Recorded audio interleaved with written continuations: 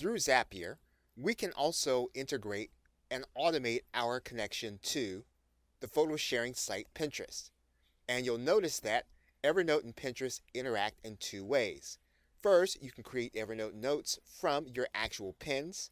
You can also append notes in Evernote from new pins that you make. So both are very helpful if you are actually tracking what you're doing in Pinterest. So what we're going to do is we're going to take the first one and we're going to start with that Zap. And so we're going to click Connect an Account. Zapier will need permission inside of Pinterest. We're going to say OK, and we're going to test our connection. Once Zapier determines that the connection is sufficient, we'll then click Save and Continue. Now we'll need to select a board from those that we already have in Pinterest. And once we select that board, we'll then click Continue. Once we have everything in place, we'll click Fetch and Continue. And then we will then go on to our Evernote account. We'll then create a note in Evernote. We'll test our connection again.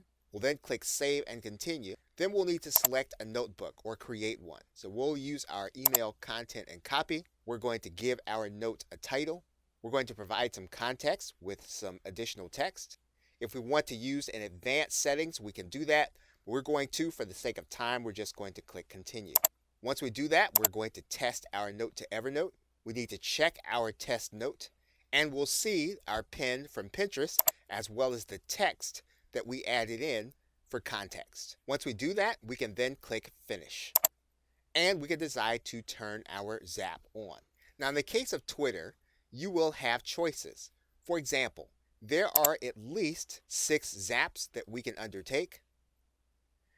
And there are also recipes that we can actually undertake with IFTY.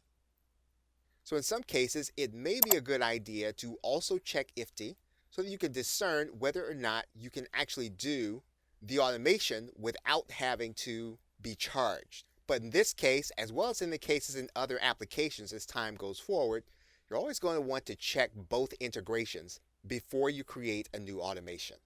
Okay, so with that, thanks, and I will see you in another video.